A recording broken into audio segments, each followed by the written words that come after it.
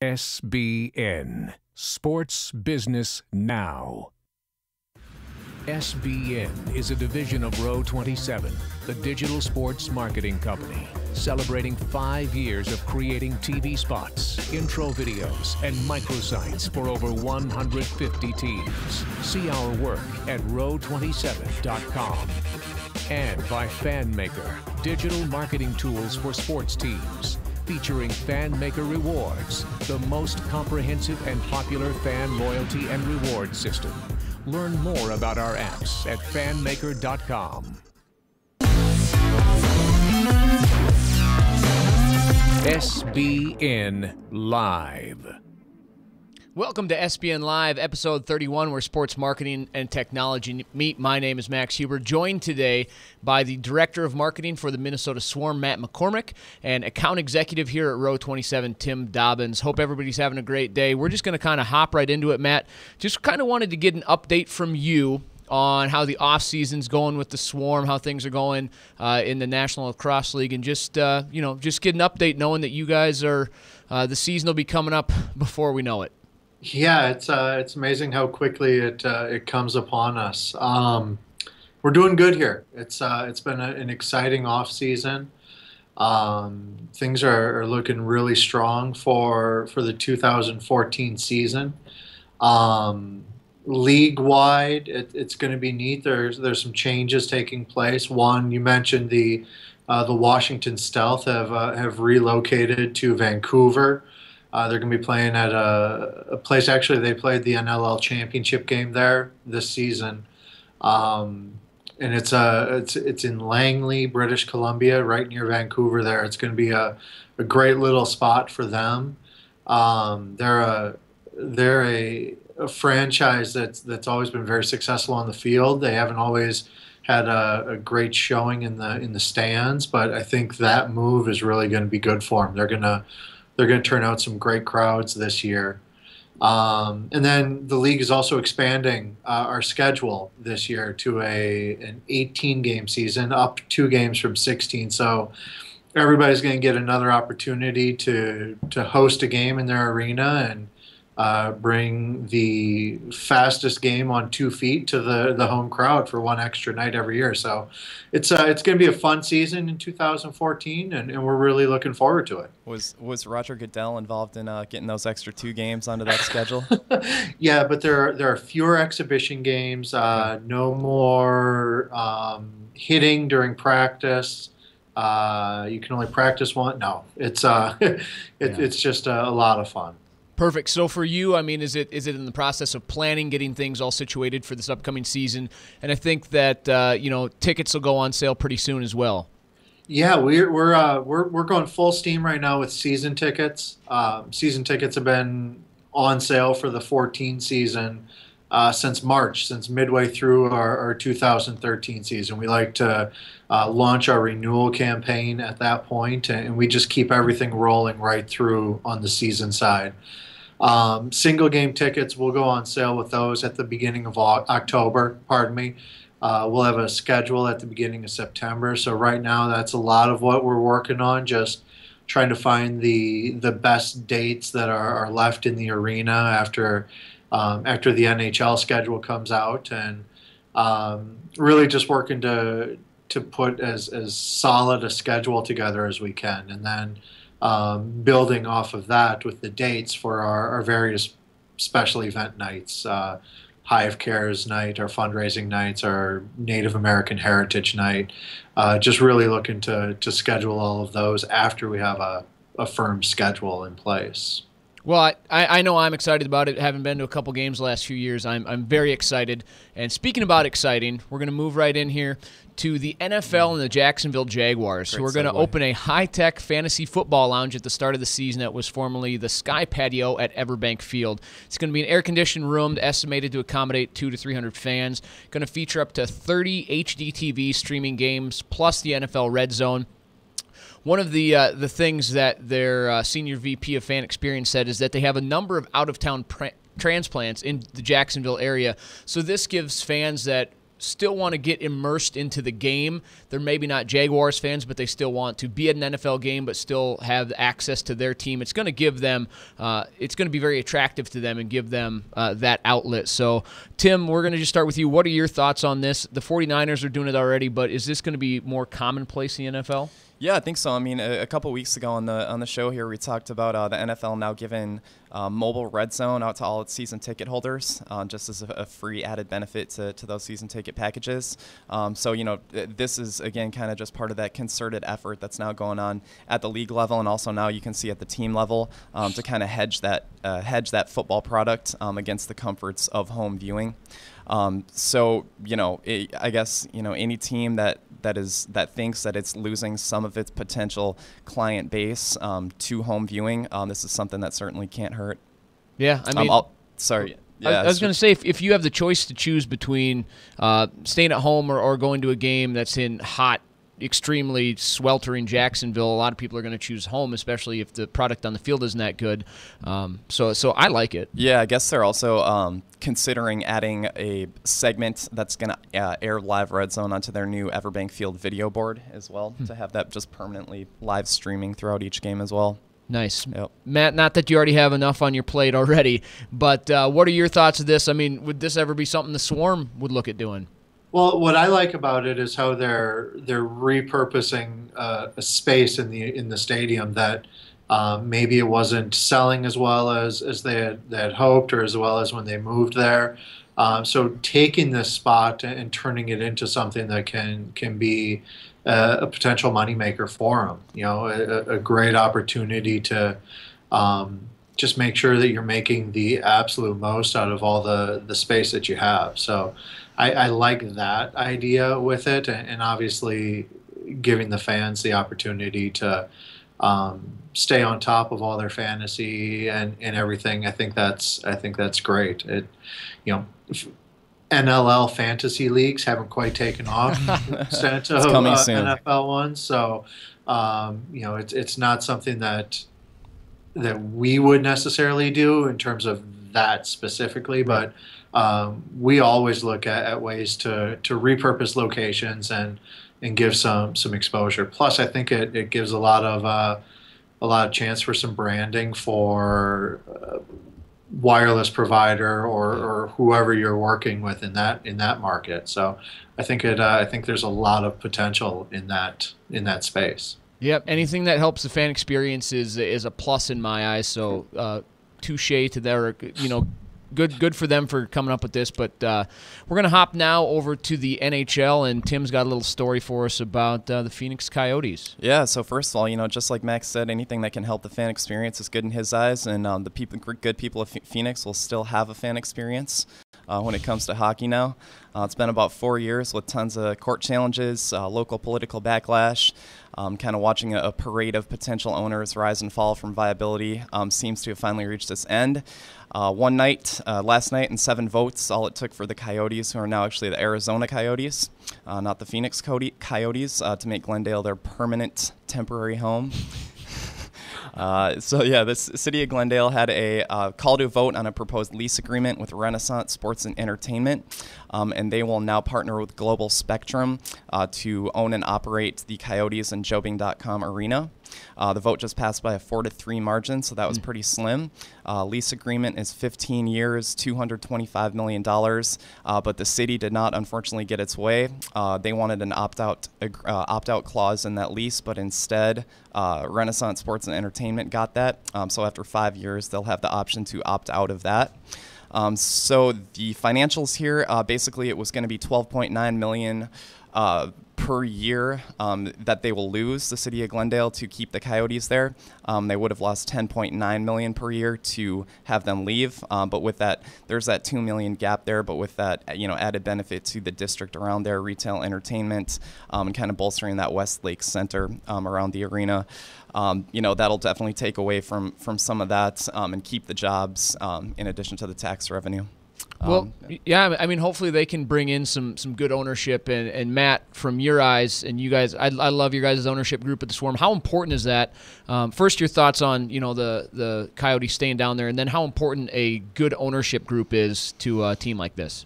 Well, it makes all the difference, and from the perspective of the team staying down in Phoenix or in Arizona, it's going to help them in the stands now. There's not that dark cloud kind of hanging over everything. Why do I want to support a team that might not be here in a short period of time? I think for the casual fan, it's going to be kind of a relief, and they'll be able to show more support. I think that'll be good for them. But having an ownership group that's involved and present and as dedicated as hopefully the new group will be down there, it's you can't do without it. We're in a league where there are some ownership groups like ours that are very involved and hands-on and just great. There are some that are more detached because they own other properties, other teams, and that's fine too. They still can succeed. It's just a different experience, and personally, I wouldn't trade what we have here for anything. Right. And as you mentioned, just to have that stableness of a group, maybe more fans will come out. The team will be able to put more initiatives into the arena and to the team itself, because there was such a doubt on, is this team going to be here next year? Am I just cheering for a team that is going to be in Quebec City in a year and a half or so? So I think it's great for them. It's great for the city, and hopefully things, go on the up and up, and we see the Phoenix Coyotes, Arizona Coyotes, there for a long time to come. Tim, anything else on the subject? No, I think just at the last second they had RSC brought in Global Spectrum as a partner to own and operate that building. So I think that was a kicking point for that council to actually pass that vote. Without it, it might not have gotten done. So they obviously have a great reputation in the industry. Not quite at the AEG level, but certainly Global Spectrum operating a lot of those buildings gives a positive reinforcement to that city and that arena. Very cool. Well, we're just kind of all over the map today. We're going to move on to my favorite sport. We're going with NASCAR, and they just signed a deal with Eaton, a leader in developing global solutions for today's most critical electrical power management challenges. So, not being a very green sport in itself, burn a lot of fuel, a lot of travel costs with NASCAR. So they're doing what they can, and they're going to install 20 electrical vehicle charging stations in the NASCAR offices in Daytona, Charlotte, and Concord. So it might not be on the track, but they're doing some initiatives that'll be in many of their main offices. I could see this expanding out to a number of the teams and possibly doing some initiatives at tracks and with some of the cars themselves. They're always trying to make them safer. Why not make them greener and use these initiatives to make for a better, more efficient NASCAR? Matt, what are your thoughts on this? I know that it's important for a lot of teams to go green. This is an entire entity, NASCAR, taking small steps forward. Yeah, I think it's good to take the steps, and it's a small yet visible step for them by installing these charging stations at the offices.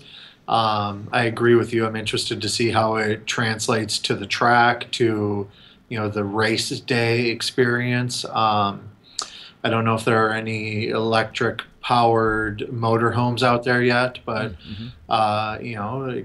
charging stations on the infield. I don't know how it all carries through, but the green initiatives are trendy, and hopefully they really take off, and teams really start putting, or teams, leagues, organizations, everything really start putting some effort into it. I know we typically will run one game a year in the arena purely off of the alternative energy sources.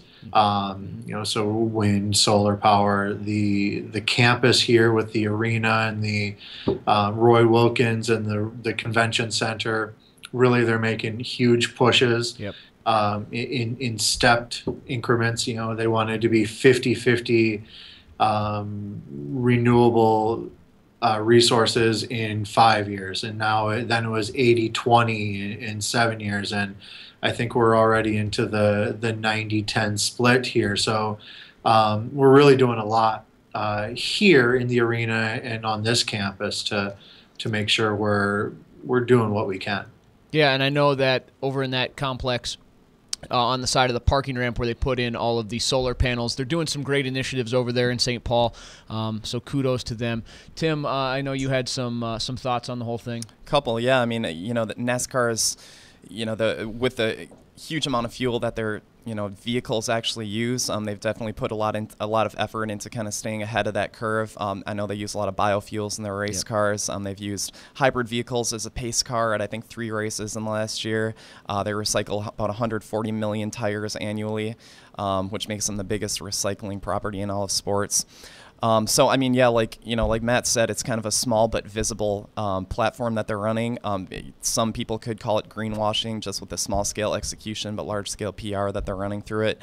But in the past, kind of NASCAR has shown that it's been kind of a trendsetter in the motorsports industry, and then those technology advancements have then transferred into the general public and into other kind of technology advancements in regular automobiles. So that could be something to look at as well. Yeah, and with the brand loyalty that people have, if they see these initiatives, maybe they'll do some of them at home. And just speaking of you were talking about the different biofuels.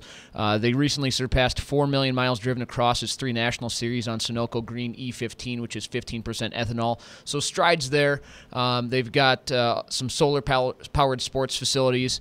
So they're making strides. And as with any organization, you can't just go 100%. It takes time. It's a process with anything in life. So great for them. And, hopefully the trend continues.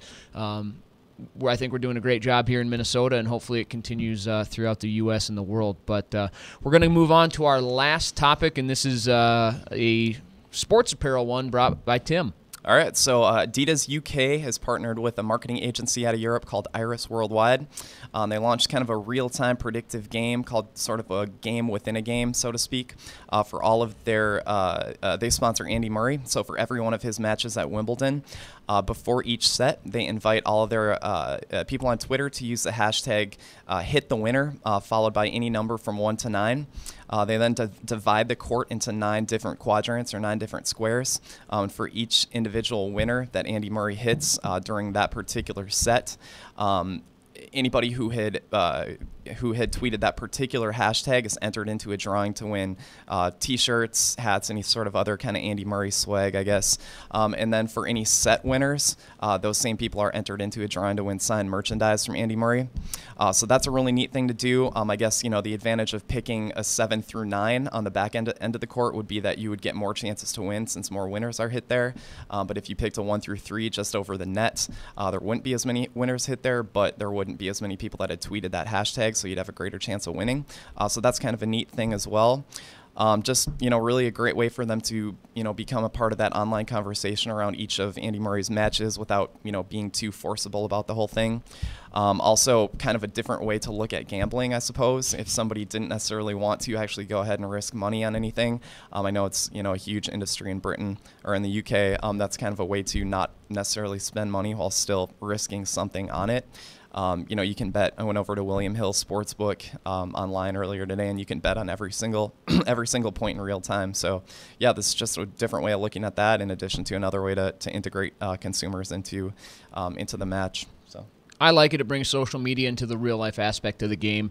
And Matt, I know we've touched on some stuff like this before with the Swarm and some of these other ones, but, I mean, pick the winner. The first goal is going to be 1, 2, 3, 4, 5 hole with the Swarm. I mean, there's easily ways you guys could integrate something like this. Yeah, definitely. And I think there's a trend now with when I'm on this show. Last time we talked about the French Open. Max gets better every time. No, the tweeting of the practice shots that they were taking. But I think this is another example. It's the possibilities are limitless when you're talking about ways to integrate social media into your game atmosphere or your overall marketing campaign. A little risky on Adidas's part with everybody that went out on the first or second day of the tournament this year. If Andy Murray had been one of the upsets, I suppose it would have been a lot of work for for very little return, but luckily, I think he's still going. Barely. So yeah, it should. I love the integration. It's pretty cool. If you look at the at Adidas UK Twitter handle today, they're also kind of incorporating Vine videos as well into all those match set point winners and just general winners that people have been tweeting about. You can go ahead and see that exact Vine video of that particular point too. So that's really neat. Yeah, that's really cool. Yeah, and Murray did win today, so he's going to keep going. But like you mentioned, Matt, that could have been just a catastrophe, especially if they would have taken like Rafa Nadal. I mean, he's a Nike player, but if Nike would have initiated something like this, and then Rafa loses first round, you put in all of this work for something that just blew up in your face. So. So it was risky by them, and you brought up an extremely good point on that nature. Back to the Swarm. Are you guys? I know you guys use social media all the time. Anything new coming out there? I mean, are you guys on Vine now? Or are you using the Instagram video? I know it's off season, but is that something you guys are looking at? It's something the Vine is something we started using a little bit near the end of last season. And the Instagram video will probably make pretty good use of that as we go here through some of our summer events and community appearances and everything, and just trying to stay active and picking and choosing. There's so many options out there right now with the various social media platforms, and with our resources, we really try to make sure what we're doing well. We don't want to just be someplace to be there. We want to be involved with it and not just taking up space. So when we jump into one, it's full bore, and we really try to keep it as current as possible. Nothing wrong with that. Well, Matt, I want to thank you for joining. Tim, I want to thank you for joining as well. Check out the Swarm at mnswarm.com. Their tickets are at mnswarm.com/tickets. And thank all of you for watching. Check us out on Twitter at SBNow, online at sportsbusinessnow.com. And we'll be live next Thursday, 4 p.m. Eastern, right here with an all-new edition of SBN Live. Have a safe and happy Independence Day. SBN, Sports Business Now.